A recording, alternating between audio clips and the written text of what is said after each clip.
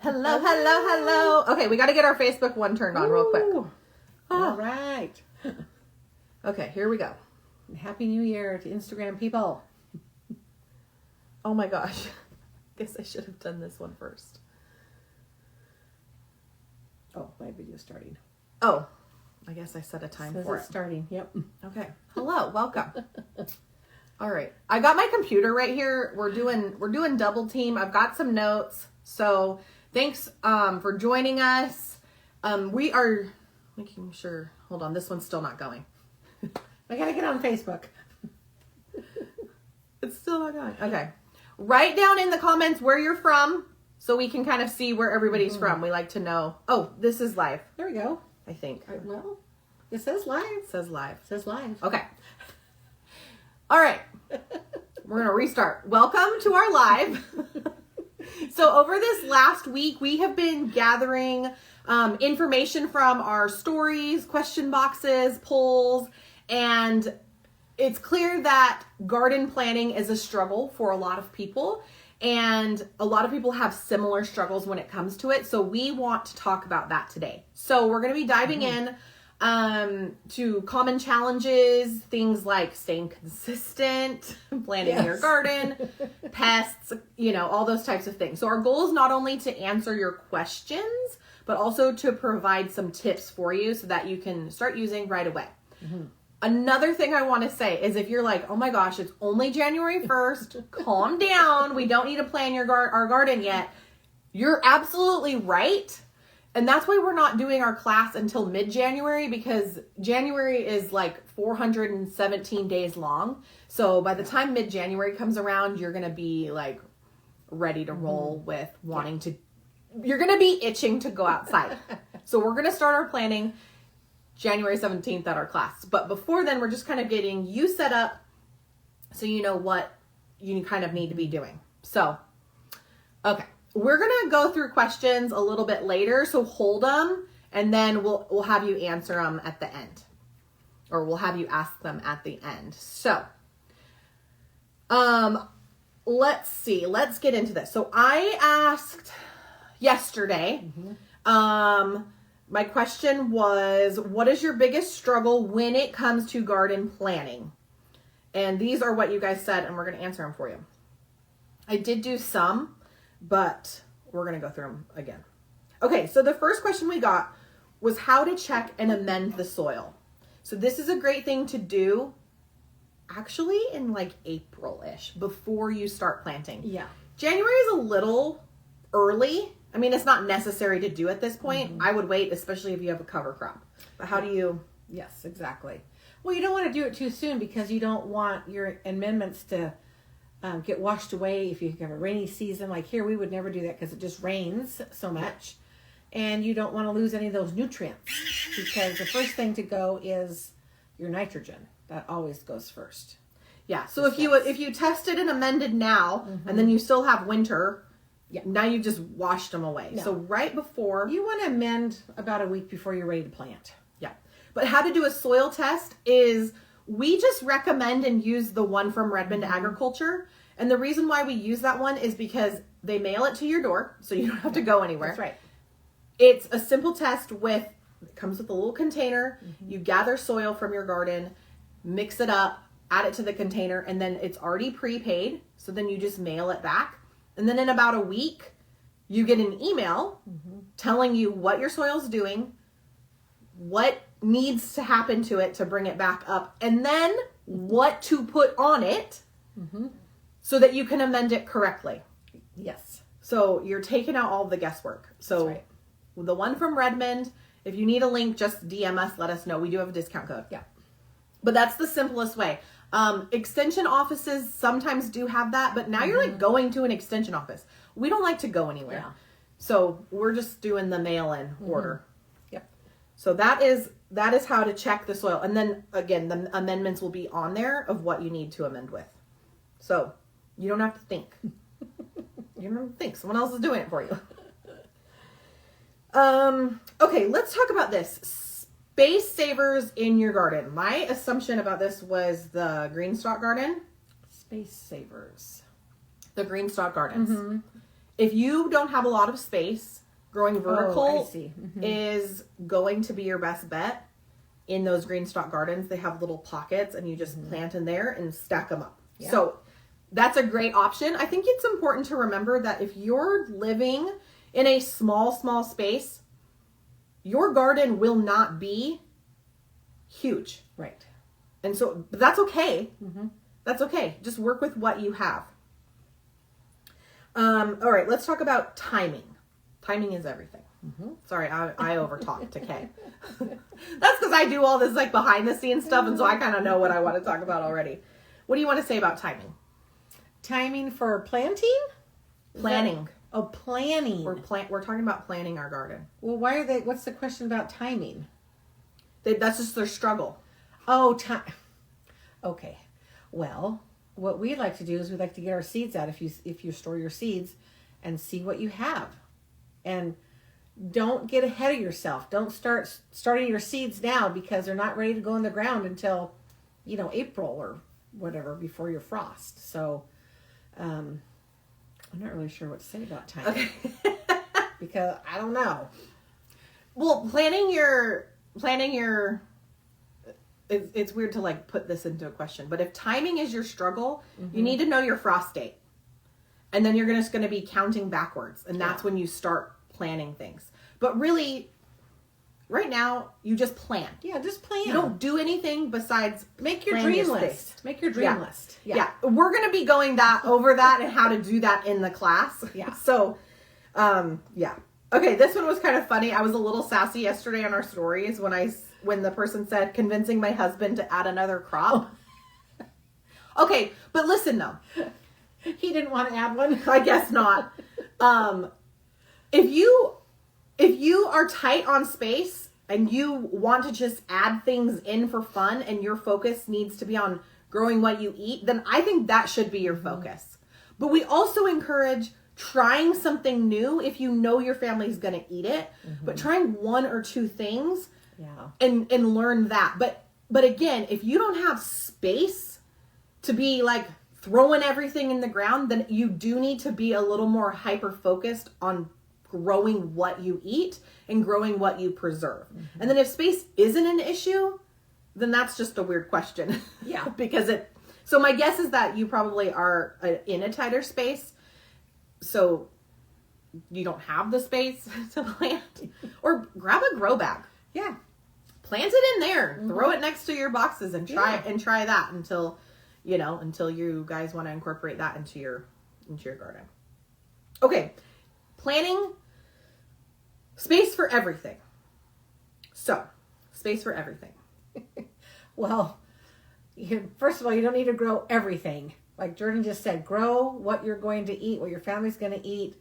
Unless you're just growing to donate, go for it. But we don't advise just growing everything because it gets out of control and then you're overwhelmed and you're like, oh, what do I do with this? And it's crowding this and it's crowding that because you're trying to tuck it in too tight. Yeah. Now, and if you mean space for everything, like you have your list and you have one or two garden beds, but you have a lot of veggies that you do like to grow, you need to incorporate like the intercropping, which is really cramming those things in. Yeah. We don't really teach that way because we don't like to garden that way. We don't have to garden that way. We have the space, but I can understand what that is. But if you're trying, you're going to need to incorporate that and really tighten, make a plan for those veggies so that you can get them growing. And also, or succession. Yes, that's what I was a little bit, succession, a little bit, and then you can maybe try different things. So you don't have to the same thing. You can plant something and plant something new. So when you're succession planting, it's got to be pretty quick crops because you want that extra room. Yeah. And then again, adding in the green stalk towers to add a little bit of space helps with that as well. To add a little bit more, especially like herbs and stuff. Get one of those for your herbs, and then save space in your bed. For herbs. Yeah, and then just keep working on that small space until you are able to expand, and just enjoy where you're at with it, and then you're gonna get really good at those things. And so when you do expand, when you're able to, then you've got those nailed down, and then you can, focus on your next things. Yeah. Okay. A lack of space. We've kind of already talked on that one. Okay, let's talk about deer. I think. Oh dear. I think that everyone wants me to say, "Hey, just put this on around your garden, and no, you'll never have deer again." But that's just not the truth. Mm-mm. And now is the time. If you have deer, make your plan of what you want to do to protect your garden from the deer. Yeah. Whether that's building a fence. I mean, you can use deterrents, but they get used to them. They do. I was just talking to my husband about it, and I know some people don't prefer this way, but if you don't prefer it, then don't do it.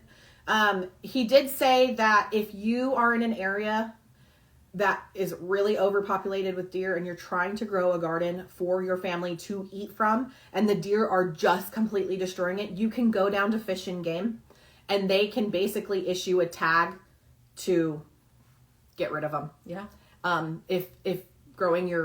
If they're affecting your garden growth that bad. Mm-hmm. But there's legal things to that. You just can't go out and, pop a deer. Right. Yeah. So go through Fish and Game. But if it's that big of an issue, there are ways to kind of help around that. Yeah. So just keep that in mind. And people with high, I mean, we have some deer coming in, but it's not high population. Yeah, knock on wood. Yes. But when you're in that high population, you're going to have to invest in a fence, and it's got to be 8 to 10 feet high. Mm-hmm. And the best way to do it is with cattle panels, and you put a critter fence on the bottom and then raise up the cattle panels, and then you've got your big tall fence. Yeah. And the critters can't get in below. Yeah. So if deer is the problem, build a fence. Yeah. That's my answer. That's the only answer that I have from now on. And I don't know if like the electric fence, could work, where you rotate animals with sometimes. I mean, they use them for bears, but I just don't know if deer will just run through those because they're crazy. They just run through whatever they want. Deers are like honey badgers. Yeah, they are. Okay, so this was another great question. I planted 2 mini seedlings in case they fail, but I actually liked this. Mm-hmm. And I liked your answer. Oh, thank you. Yeah, that was great. I learned it from you. Well, that's what you got to do. Genius. Yeah. So if you grow too many, then you just can sell them. Yeah. Or donate them. Pot them up and donate them or sell them. Make yourself a little bit of cash. Go to lunch. Have a cup of coffee. Get a soda. I really like seeing people being proactive. Mm-hmm. And so if you know that you're like, I don't know what these seedlings are going to do. I'm going to grow 10 extra. And then they all grow because that's how it works out.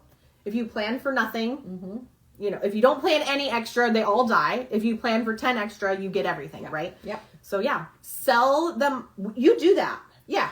Yeah, I do. You take what you need and then you just offer to the community. Yep. Or you donate them to like the Master Gardeners program. Yep. And here, I have these seeds. Yeah. People will do them because not everybody has grow lights or a grow station, or maybe you have a greenhouse that can keep them warm. Yep. Not everybody has that. And so they'll take what you have versus, maybe they missed the nursery. There's so many factors. So just offer them. Yep. Offer them up.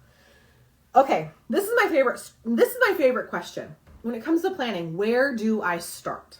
I feel like there's so many places to start.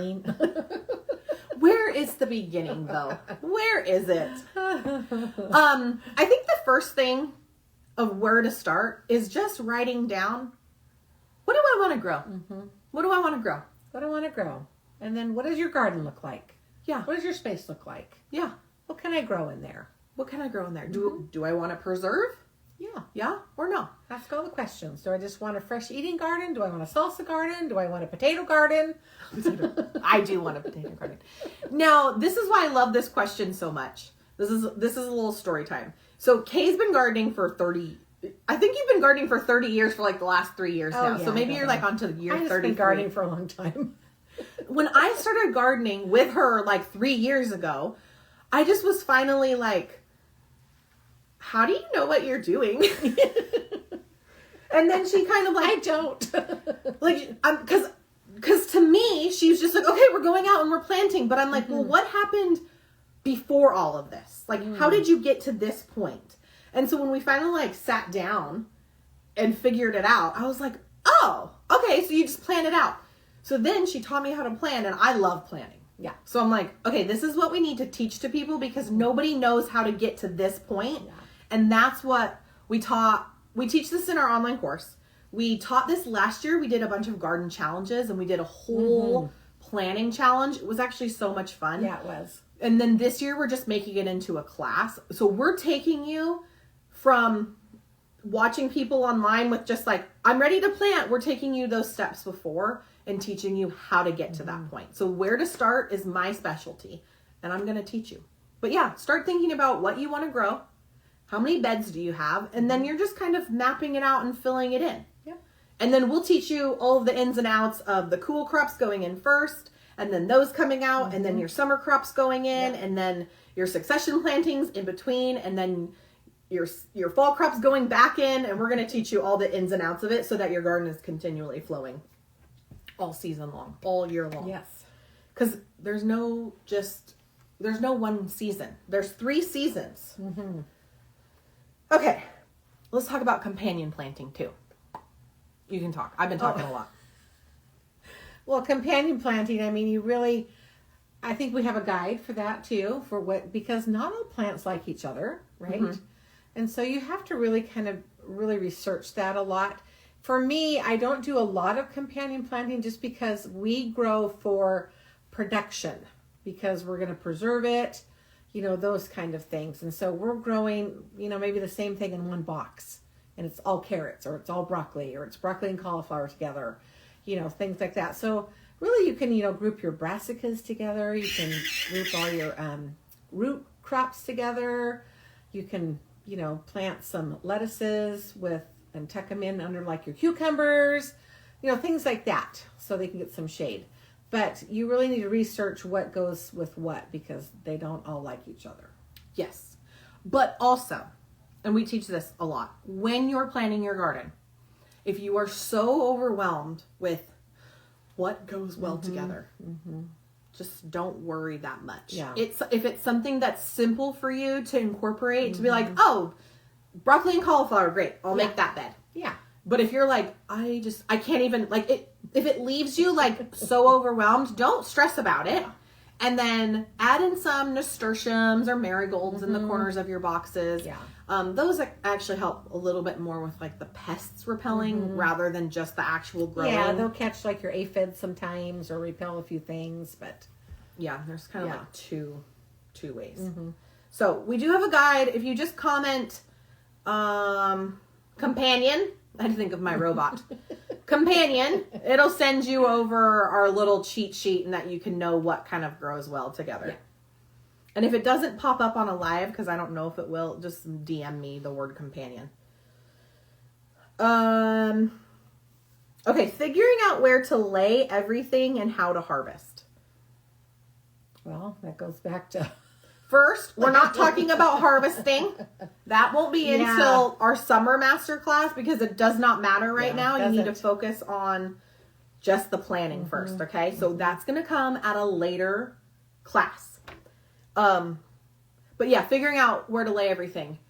You just kind of you're going to take your list. You're going to make a list of what you want to grow. Yep. And then you're just going to plug it into a drawn out box. And you're going to see if you can fit everything in there. Yeah. And you're going to do it multiple times. Yeah. But it's literally just kind of figuring that out. But let me tell you something. We'll teach this in the class, so don't worry. 2, once you figure this out and you figure out your layout and your setup, you don't have to do it every year. Okay? You will know where you want things to go. She always plants her garden broccoli, cauliflower, early cabbage, late cabbage. This row's carrots, this row's beets.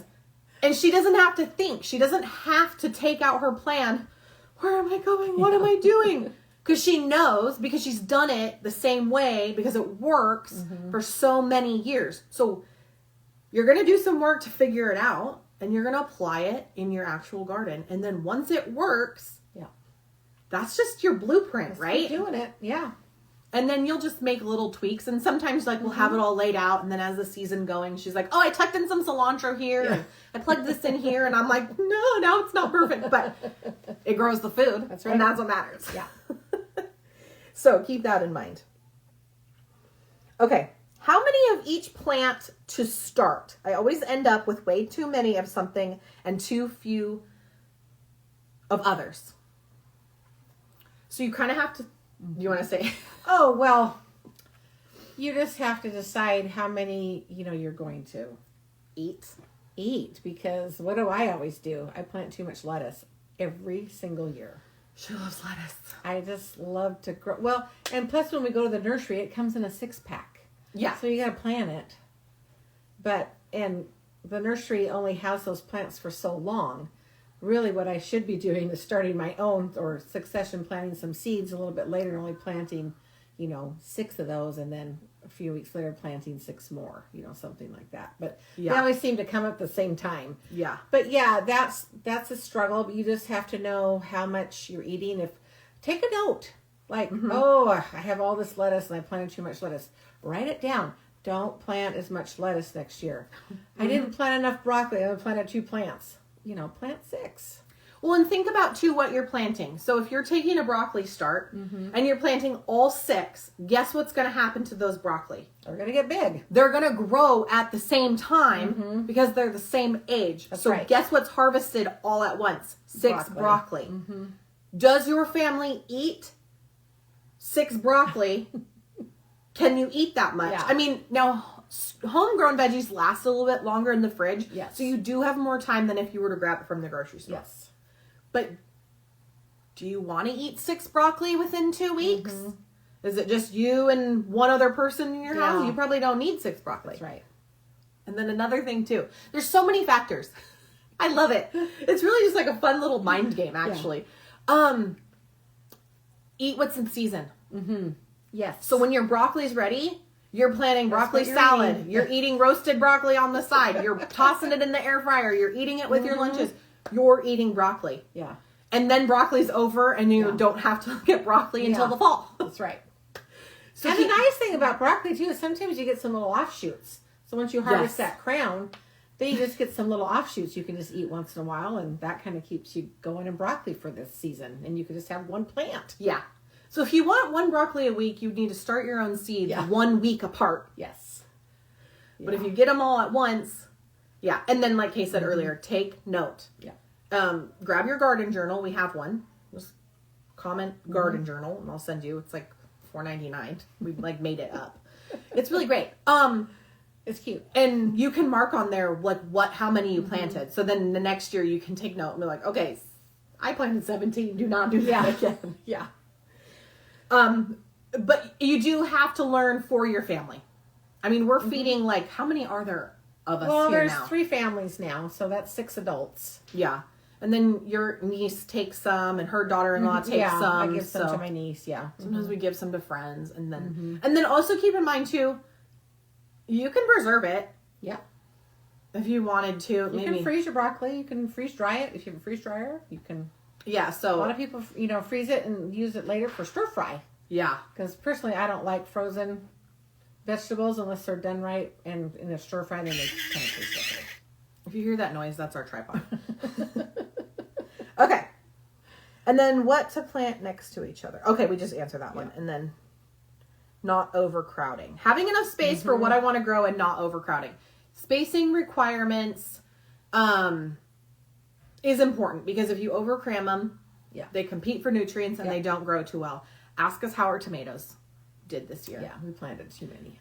We need more tomatoes. We need a bigger greenhouse. So we're like, we're cramming them. We're doing it. And then tomatoes grew and we're like, why did we do this? We knew better. Somebody sent us the high tunnel. Yeah. We knew better. Hold on. Kids coming in. Yeah. Anyways, so that's that. And then I also wanted to talk about one more thing. What do you want to learn? So a lot of people... Oh, okay. That's basically what we discussed. So these types of planning questions are going to be what we're teaching more in depth inside of our masterclass. Yeah. So we've covered a lot of ground today. We've almost been on for 30 minutes. Oh gosh. But it is clear that there's so many people passionate about, wanting to start and improve your garden. Yeah. You may feel overwhelmed of where to begin because we kind of babble on and talk a lot of extra, but that is why we created our upcoming masterclass. So hear me out. I can see our insights of our reels and our content of what we make, and the average watch time is about 6 seconds. So to teach you how to do something in depth, I know, and I'm not calling anybody out specifically because it's just like the average, but if you're only watching 6 seconds and you're just looking for that quick learn here through reels, I'm not going to be able to teach anybody through that method because no one's watching long enough, and you got to have skin in the game. Yeah, that's right. You got to know. You do. You know. Yeah. And we want this information available to those who are really wanting to learn. My cat's on this Christmas tree bag. There's something in this room. Anyways, but we want to give you the tools and the confidence to and a step-by-step plan to make sure that your gardening goals do become a reality, because we love gardening and we want to pass that along. So if you've ever felt stuck on how to plan your garden, how to make the most of your space, or even figure out like what to plant, then the masterclass is going to be for you. I've been there, had no idea what she was doing. Yeah. And so we know how important it is how to create that plan so that you can move forward with your gardening season. And it's going to set you up for spring, summer, and fall. All the planning we're going to do now is going to set you up for each of those seasons. So inside of the training, we will walk you through how to create a garden that works with your schedule. Because we do know not everybody has all day to be out in the garden. And we will also tell you we are not out in the garden all day. No. Not even remotely close. Sometimes I'm like, we should be out there more. But we're not. So we're going to help you grow food for your family and give you the confidence to enjoy gardening instead of stressing about it. So we don't want to stress about it. So anybody who's on our wait list is going to get the early bird access pricing, which is only $27. And you're going to get the PDF guide that matches it so that you can reference it all season long. And then you'll also get access to the replay.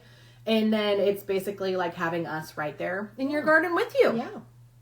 And we will be more organized than what this is. So the masterclass registration launches on January 6th. You can get on the wait list now. That's where the discount price, that's where the garden worksheet or the PDF that goes with it will be. And then we're going to be, sharing the exclusive bonuses on the email wait list only. And then we'll launch it on stories and Instagram just as well for the normal pricing. So spots are limited because we want to make sure that we can answer everyone's questions and make the class truly impactful. So don't wait. Get on the wait list. Get on. And then you can also just comment on this thread garden plan, and that will send you the link to the wait list. So thank you so much for joining us. Let's take a minute to answer any questions if you guys had any.